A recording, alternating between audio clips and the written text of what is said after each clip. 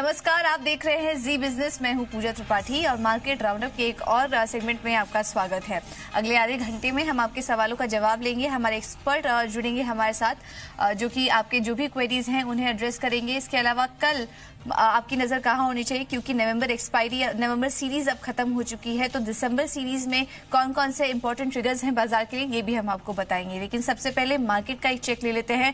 आज एक्सपायरी के दिन 10,220 के आसपास आज एक्सपायरी हुई है निफ्टी की। और ज्यादा जानकारी देने के लिए हमारे साथ रजत जुड़ चुके हैं। रजत, बताइए कहां पर आज एक्शन था, एक्सपायरी कैसी रही इस बार?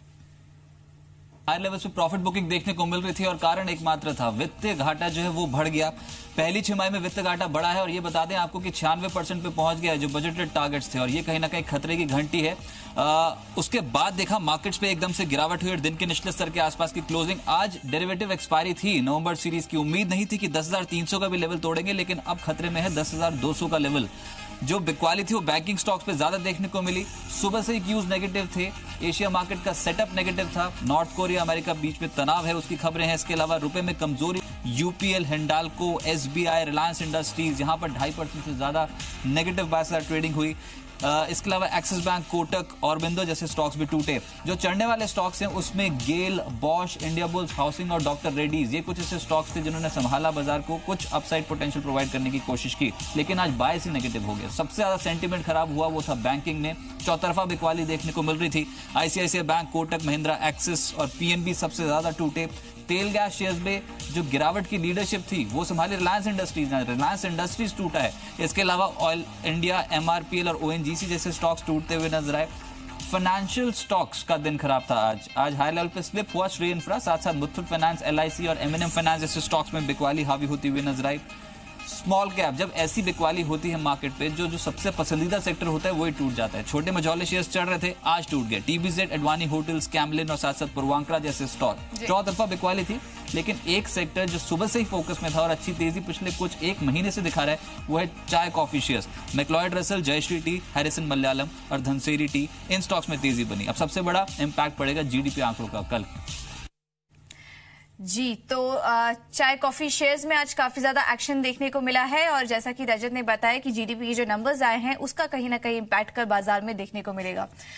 चलिए, मार्केट पर बाजार के दिग्गजों का क्या कहना है। हमारे यहाँ सुनील सुब्रमण्यम और देवेन चौकसी से बात हुई है, जान लेते हैं कि उनका बाजार पर क्या टेक है।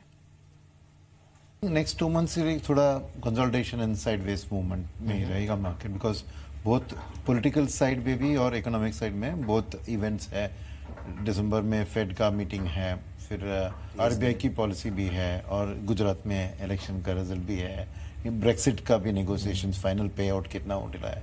फिर दिसंबर का यूजुअली एफआईएस का प्रॉफिट बुकिंग का टाइम होता है, क्योंकि ईयर एंड में बोनस सब करना है। और फाइनली 1 फरवरी को बजट है।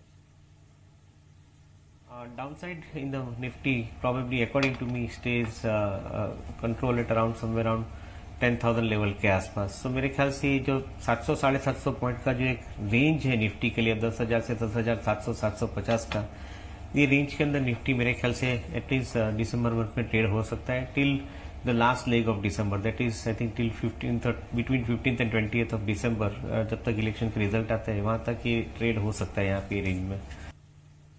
तो ये मानना है देवेन का, निफ्टी 10,000 तक फिसल सकता है। एक बार आज के मार्केट में संस्थागत निवेशकों के किस तरह के आंकड़े थे ये भी हम देख लेते हैं। एफआईआई की तरफ से आज भारी बिकवाली देखने को मिली है। करीब 1500 की बिकवाली आज विदेशी निवेशकों की तरफ से देखी गई है, अगर संस्थागत निवेशकों के आंकड़ों पर नजर डालें तो। और घरेलू निवेशकों की तरफ से आज खरीदारी हुई है। यहाँ पर हम देखें तो करीब 1200 करोड़ रुपए की खरीदारी आज घरेलू निवेशकों की तरफ से देखने को मिली है। तो ये थे एफआईआईज और डीआईज के आंकड़े। लेकिन आज शाम जीडीपी के आंकड़े आए हैं, काफी अच्छे रिकवरी देखने को मिली है इस बार। गुजरात चुनाव से पहले मोदी सरकार के लिए आर्थिक मोर्चे पर राहत की एक बड़ी खबर है। लगातार 5 तिमाहियों से जीडीपी ग्रोथ में गिरावट पर ब्रेक लगी है। जुलाई सितंबर तिमाही में जीडीपी ग्रोथ बढ़कर 6.3% पर पहुंच गई। मौजूदा वित्त वर्ष की पहली तिमाही यानी अप्रैल जून के दौरान अगर जीडीपी की बात करें तो वो ग्रोथ रेट 5.7% पर पहुंच गई थी और दूसरी तिमाही में जीवीए 6.1% रही। पहली तिमाही में जीवीए 5.6% रही थी। दूसरी तिमाही में मैन्युफैक्चरिंग सेक्टर में काफी जबरदस्त सुधार देखने को मिला है और पहली तिमाही में ये जो आंकड़ा था मैन्युफैक्चरिंग का वो 1.2% का था, तो काफी ज्यादा सुधार मैन्युफैक्चरिंग से इस बार काफी अच्छा सपोर्ट देखने को मिला है। इसी तरह अगर बिजली और माइनिंग सेक्टर पर की बात करें तो वहां पर भी बेहतरीन प्रदर्शन देखने को मिला है। The GDP figure for Q2 in constant prices comes in at 6.3% as compared to 7.5% last year. But what is a salient characteristic of this number is that after almost 5 quarters of declining GDP, we see a reversal in trend in that the estimate last quarter of 5.7% is led to a higher number this time of 6.3%. Behind this change are good growth figures in manufacturing, which has reported a growth of 7%, electricity, gas, water supply, which has shown a growth of 7.6%. The other sector which has done well is trade, hotels, transport, communication, etc., which grew at 9.9%. तो ये थे GDP के आंकड़े, लेकिन जैसा कि थोड़ी देर पहले बाजार के जानकार भी मानकर चल रहे थे कि दिसंबर में काफी सारे इवेंट हैं, काफी बड़े सारे ट्रिगर्स हैं जिन पर की बाजार की नजर रहेगी। तो दिसंबर काफी एक एक्शन पैक सीरीज रहेगा और ये बताने के लिए तान्या हमारे साथ जुड़ चुकी हैं। तान्या, बताइए दिसंबर महीने में कौन कौन से ऐसे अहम ट्रिगर हैं जहां पर की बाजार की नजर रहेगी? जी, गुड इवनिंग पूजा। अगर कल की हम बात करें तो कल दिसंबर सीरीज की शुरुआत होने जा रही है और ये सीरीज काफ़ी इंपॉर्टेंट है क्योंकि काफ़ी सारे अहम ट्रिगर्स हैं जो मार्केट को इम्पैक्ट कर सकते हैं। सबसे पहले शुरुआत कर लेते हैं 1 दिसंबर के अहम ट्रिगर से। नवंबर के ऑटो सेल्स के जो नंबर्स हैं वो 1 दिसंबर को आ रहे हैं, तो काफ़ी इंपॉर्टेंट ट्रिगर है। इसके अलावा आईबी रियल एस्टेट एफएनओ से बाहर हो रहा है, तो ये भी देखना होगा कि कैसे मार्केट को इम्पैक्ट करता है। इसके अलावा 5 और 6 दिसंबर को आरबीआई की क्रेडिट पॉलिसी आ रही है। 5 से ये जो बैठक है वो स्टार्ट हो जाएगी और जो आउटकम है वो 6 दिसंबर को आएगा। तो देखना यही होगा कि इस बार उर्जित पटेल क्या निर्णय लेते हैं। 9 दिसंबर की बात करें तो काफ़ी इंपॉर्टेंट डे है। गुजरात के जो विधानसभा चुनाव है वो होने जा रहा है और इस बार देखना ये होगा कि गुजरात की जो जनता है वो किसे चुनती है। 12 दिसंबर की बात करें तो Q2 के करंट अकाउंट डेफिसिट के नंबर्स आ रहे हैं, तो ये भी काफ़ी इंपॉर्टेंट है। 14 दिसंबर की बात करें तो गुजरात और हिमाचल प्रदेश के जो चुनाव है उसका रिजल्ट आएगा, तो काफ़ी इंपॉर्टेंट ट्रिगर है ये भी।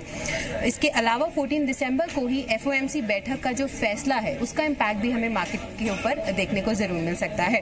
15 दिसंबर की बात करें तो विंटर सेशन शुरू हो जाएगा और ये जो शीतकालीन सत्र है संसद का ये थोड़ा पोस्टपोन जरूर हुआ है इलेक्शंस के चलते, पर अब ये 15 दिसंबर से 5 जनवरी तक चलेगा। इसके अलावा 18 दिसंबर की बात करें तो ये भी काफ़ी इंपॉर्टेंट डे है क्योंकि सेंसेक्स में काफ़ी चेंजेस होने जा रहे हैं। कुछ स्टॉक्स हैं जो एंट्री लेंगे उसमें येस बैंक और इंडसइंड शामिल है और जो एग्जिट लेंगे उसमें ल्यूपिन और सिप्ला जैसे नाम है जो शामिल है। तो ये वो अहम ट्रिगर्स हैं जो काफ़ी इंपॉर्टेंट है। तो ये कुछ ऐसे इंपॉर्टेंट ट्रिगर्स अगले महीने जहां पर की बाजार की नजर रहेगी। अब वक्त है ट्रेडिंग कॉल्स जानने का। रोज की तरह हम आपके लिए कुछ अट्रैक्टिव ट्रेडिंग पिक्स लेकर आते हैं, लेकिन हम आपको बता दें कि कल आपको याद होगा कि ये जो हमने ट्रेडिंग पिक्स शेयर की थी आपके साथ, जैन इरिगेशन, आइडिया, आज के कमजोर बाजार में भी काफी अच्छा प्रदर्शन इन दोनों ही शेयरों में देखने को मिला है। जैन इरिगेशन की बात करें तो 4% की मजबूती थी और आइडिया भी आज शुरुआत लाल निशान में हुई थी लेकिन धीरे धीरे रिकवर हुआ और हरे निशान में आइडिया सिरोराज बंद हुआ। शानदार रिकवरी आखिरी कुछ घंटों में यहाँ पर देखने को मिली। इनफैक्ट सेकेंड हाफ में अच्छी रिकवरी आइडिया के शेयर में देखने को मिली है और ये 2 ट्रेडिंग पिक्स थे जो कल हमने आपको सजेस्ट किया था।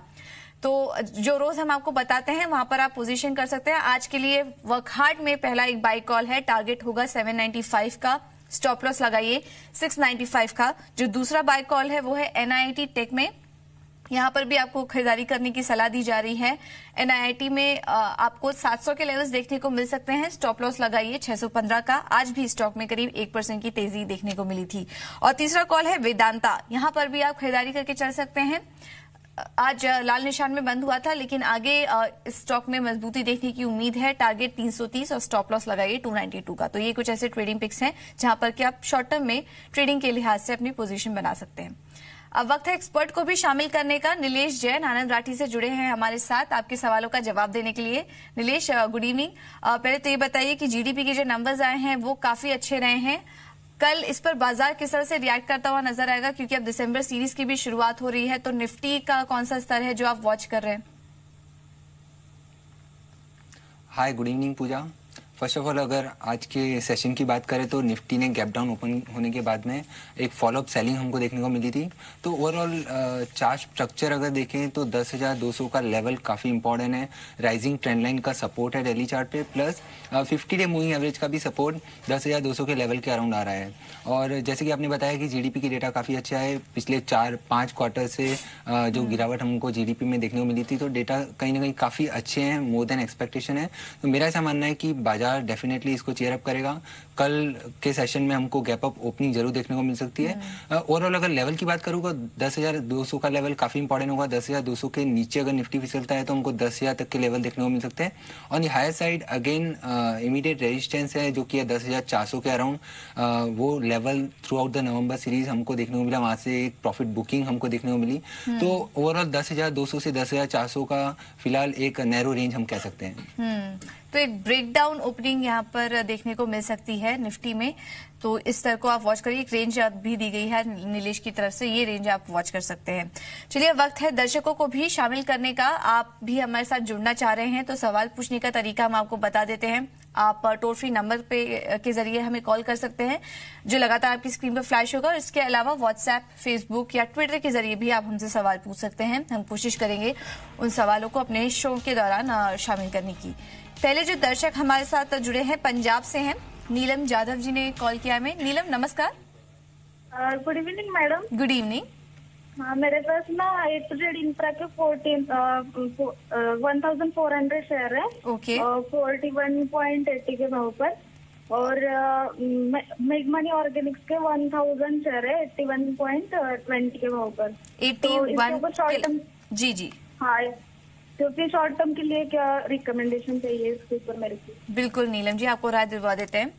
नीलेश, A2Z इंफ्रा में क्या सजेस्ट करेंगे? मामूली इनको नुकसान हो रहा है यहाँ पर, मेरे ख्याल से हाल ही खरीद है। आज इस स्टॉक में 3% की कमजोरी भी हुई थी, और मेग मनी ऑर्गेनिक्स पे भी ये आपकी राय जानना चाह रही हैं। मेग मनी ऑर्गेनिक्स इन्होंने 81 के लेवल्स पर लिया था। शॉर्ट टर्म व्यू है इनका दोनों ही शेयरों पर।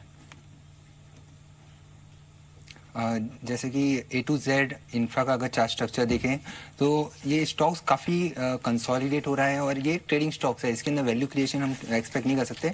चार्ट अगर ट्रेडिंग रेंज देखें तो 50 और 35, 50 ऑन हायर साइड कंटिन्यूसली इसके अंदर प्रॉफिट बुकिंग और सेलिंग प्रेशर देखने को मिलता है, वेरेज ऑन द डाउन साइड 35 का लेवल काफ़ी क्रूशियल सपोर्ट लेवल है।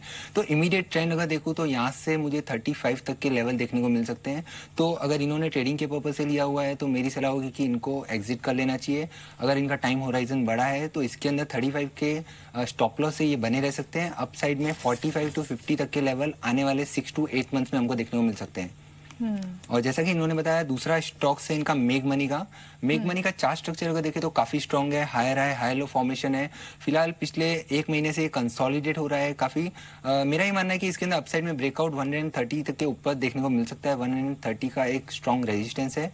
अगर 130 का लेवल अपसाइड में निकाल देता है तो 150 to 155 तक के लेवल हमको देखने को मिल सकते हैं। इसके अंदर एक स्टॉप लॉस जरूर लगाने की सलाह दूंगा इनको। वो आएगा 90 के अराउंड। स्टॉक्स में एक ब्रेकआउट देखने को मिला था, तो वो स्टॉप लॉस इनको लगाना चाहिए स्टॉक्स में। और दोनों स्टॉक्स में इस मेग मनी स्टॉक्स में इनको बने रहना चाहिए। A2Z इंफ्रा में अगर ट्रेडिंग के लिहाज से लिया हुआ है तो एग्जिट कर लेना चाहिए। ओके, तो ये राय आपको दे दी गई है। A2Z इंफ्रा से एग्जिट करने की राय होगी, लेकिन अगर आप अपनी समय सीमा बढ़ा सकती हैं तो स्टॉप लॉस के साथ दोनों ही शेयरों को होल्ड करिए। स्टॉप लॉस जरूर लगाइए। आपको मेग मनी ऑर्गेनिक में भी 90 का स्टॉप लॉस सजेस्ट किया गया है। अगले दर्शक का भी सवाल ले लेते हैं। हमारे साथ बिरमित्रापुरा से राजेश जी जुड़े हैं। राजेश, नमस्कार। हाँ, नमस्कार जी, पूछिए आपका सवाल। कहाँ पर निवेशित है आप?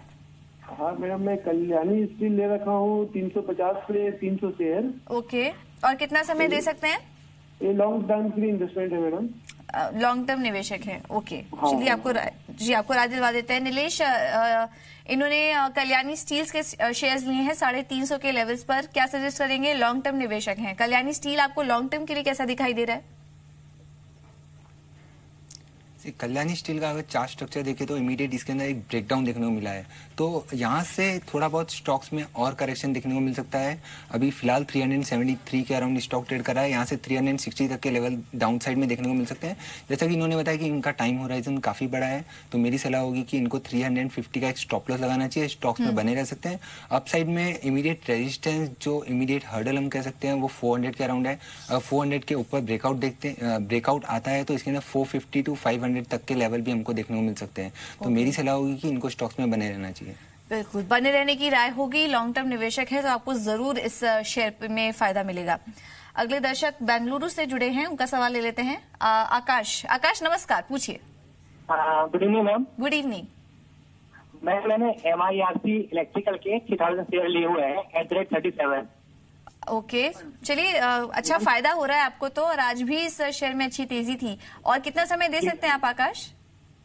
मैम शॉर्ट टर्म के लिए ये प्लान तुमने लिया हुआ है। शॉर्ट टर्म के लिए, ओके। तो शॉर्ट टर्म में तो काफी आपको फायदा वैसे ही हो चुका है। नीलेश, मर्क इलेक्ट्रॉनिक्स क्या शॉर्ट टर्म की अगर बात करें तो क्या और तेजी स्टॉक में देखने की उम्मीद है? आज ही ये स्टॉक करीब 5% चल चुका है। यस डेफिनेटली पूजा, ये स्टॉक्स का चार्ट स्ट्रक्चर काफी स्ट्रांग है, काफी अच्छी तेजी भी देखने को मिली है, तो स्टॉक्स में बने रहना चाहिए। इनको काफी मुनाफा भी हो रहा है स्टॉक्स में। 54 के अराउंड ट्रेड कर रहा है, इसके अंदर एक ट्रेलिंग स्टॉप लॉस जरूर लगाने की सलाह दूंगा, वो होगा 45 के अराउंड। अपसाइड में इसके अंदर 65 टू 70 तक के भी लेवल हमको देखने को मिल सकते हैं, बट इनको एक ट्रेलिंग स्टॉप लॉस अपग्रेड करना होगा। अगर स्टॉक्स 55 के ऊपर सस्टेन करता है तो इनको ट्रेलिंग स्टॉप लॉस बढ़ा के 55 का लगाना होगा। तो मेरी सलाह होगी कि आप स्टॉक्स में बने रहिए। बने रहने की राय होगी और स्टॉप लॉस जरूर लगाइए, स्टॉप लॉस रिव्यू करते रहिए, ट्रेलिंग स्टॉप लॉस लगाते रहिए, इसमें होल्ड करने की राय होगी मर्क इलेक्ट्रॉनिक्स में। अगला मैसेज हमें आया है जयपुर से AK मैती जी का, उनका सवाल ले लेते हैं। एटलांटा पे इनका सवाल है, 1000 शेयर्स इन्होंने 108 के लेवल्स पर लिए हैं, और जान लेते हैं यहाँ पर इस शेयर में नीलेश का क्या व्यू है। नीलेश क्या सजेस्ट करेंगे? हल्का नुकसान इनको यहाँ पर हो रहा है, लेकिन इनफैक्ट आज इस स्टॉक में करीब 2.5% की तेजी भी देखने को मिली थी। आगे का चार्ट स्ट्रक्चर आपको कैसा लग रहा है? चार्ट स्ट्रक्चर ऑफ अटलांटा काफी अच्छा है। स्टॉक्स में head and shoulder pattern breakout, on the verge of head and shoulder pattern breakout है। 110 का एक स्टॉक्स में इमीडिएट रेजिस्टेंस है, जो कि नेकलाइन रेजिस्टेंस हम कह सकते हैं। 110 के ऊपर अगर स्टॉक ब्रेकआउट देता है तो इसके अंदर 125 टू 130 के लेवल हमको देखने को मिल सकते हैं। तो मेरी सलाह होगी स्टॉक्स में बने रहना चाहिए। एक स्टॉप लॉस 95 का जरूर लगाने की सलाह दूंगा। ओवरऑल चार्ट स्ट्रक्चर काफी अच्छा है, मेरी सलाह होगी बने रहना चाहिए। ओके, तो ये राय अटलांटा में होल्ड करने की राय होगी अटलांटा में। नासिक से अमोल का सवाल ले लेते हैं। अमोल नमस्कार, पूछिए। मैडम मेरा दीवाना हाउसिंग फाइनेंस लिमिटेड है 425 पे, ओके 50 शेयर्स है। चलिए कांग्रेचुलेशंस, काफी अच्छे लेवल्स पर लिया है आपने और शानदार मुनाफा हो रहा है आपको। यस मैम, 4 to 5 इयर्स का व्यू है मेरा। चलिए आपको राय दिलवा देते हैं। नीलेश, दीवान हाउसिंग फाइनेंस, ये 5-6 साल का व्यू है इनका, लॉन्ग टर्म निवेशक हैं, क्या सजेस्ट करेंगे इस शेयर पर? यस डेफिनेटली पूजा, DHFL का चार्ट स्ट्रक्चर काफ़ी स्ट्रॉन्ग है। ओवरऑल जो हाउसिंग फाइनेंस में हमने तेजी देखने को मिली थी वो DHFL एक one of the biggest beneficiary है फ्रॉम हाउसिंग फाइनेंस कंपनी। तो मेरी सलाह होगी कि from the time horizon of 3 to 4 years definitely ये स्टॉक्स में बने रहना चाहिए। अपसाइड में 900 to 1000 रुपीज़ के टारगेट इसके अंदर हमको जरूर देखने को मिल सकते हैं। एक इमीडिएट रेजिस्टेंस है जो 700 के अराउंड है, तो 700 के ऊपर अगर स्टॉक सस्टेन करता है तो 1000 रुपीज़ तक के टारगेट हमको देखने को मिल सकते हैं। Whereas on the down side stocks में इंपॉर्टेंट और इमीडिएट सपोर्ट जैसे हम कह सकते हैं वो आ रहा है 520 का। तो 520 के स्टॉप लॉस से इनको स्टॉक्स में बने रहने की सलाह दूंगा। तो स्टॉप लॉस लगाइए और स्टॉक में बने रहिए। आपको 900 तक के लेवल्स या उसके ऊपर के लेवल्स भी इस शेयर में देखने को मिल सकते हैं। दिल्ली चलते हैं, अनिल जी जुड़े हमारे साथ। अनिल नमस्कार। नमस्कार मैम जी, पूछिए आपका सवाल। ONGC ले रखी है मैडम 156 से 900 शेयर। ओके, अच्छा आपको भी अच्छा मुनाफा हो रहा है, और कितना समय दे सकते हैं ONGC में आप? मैं इसको 5 ईयर और दे सकता हूँ। इनकी आवाज क्लियर नहीं आ रही है। अनिल जी सुन पा रहे हैं हमें? हाँ जी, मैं लंबे टाइम के लिए रखना चाह रहा हूँ मैडम, कम से कम 5 साल और। 5 साल और, चलिए अच्छी बात है, लंबे समय के लिए आप होल्ड करना चाह रहे हैं। नीलेश, ONGC लंबे समय के लिए ये स्टॉक आपको कैसा लग रहा है? ये भी लॉन्ग टर्म निवेशक हैं, समय अच्छा दे सकते हैं और इनको मुनाफा भी इस वक्त अच्छा हो रहा है। हाँ यस पूजा, ये स्टॉक्स काफ़ी कंसोलिडेट हो रहा है। स्टॉक्स में अपसाइड में 205 इसका इमीडिएट रेजिस्टेंस है, वहाँ से रिवर्सल देखने को मिला था और करंटली 180 के अराउंड स्टॉक ट्रेड कर रहा है। तो मेरी सलाह होगी कि अगर आपका होराइजन बड़ा है जैसे कि आपने बताया, तो आपको डेफिनेटली स्टॉक में बने रहना चाहिए। शॉर्ट टर्म में इसके अंदर और थोड़ा करेक्शन देखने को मिल सकता है, बट मेरा ये मानना है कि शॉर्ट टर्म करेक्शन से घबराने की जरूरत नहीं है। स्टॉक्स के अंदर 165 का काफ़ी क्रूशियल सपोर्ट लेवल है, वो आपका स्टॉप लॉस होना चाहिए। 165 के स्टॉप लॉस से आप इसके अंदर बने रह सकते हैं। अपसाइड में 205 इमीडिएट टारगेट है, 205 के ऊपर अगर सस्टेन करता है तो 350 तक के लेवल स्टॉक में देखने को मिल सकते हैं। तो एनजीसी में ये राय आपको दे दी गई है, अच्छा स्टॉक सिलेक्शन है, अच्छे लेवल्स पे भी आपने खरीदारी कर ली है, बने रहने की राय होगी और यहाँ पे अच्छी तेजी देखने को मिल सकती है। चलिए फिलहाल हम इतने ही सवालों को शामिल कर पाएंगे। नीलेश, बहुत बहुत शुक्रिया आपका हमारे साथ जुड़ने के लिए और दर्शकों के जितने भी सवाल थे उनका जवाब देने के लिए। फिलहाल मार्केट राउंडअप में इतना ही, लेकिन खबरों का सिलसिला जारी रहेगा। आप कहीं मत जाइए, जुड़े रहिए जी बिजनेस के साथ।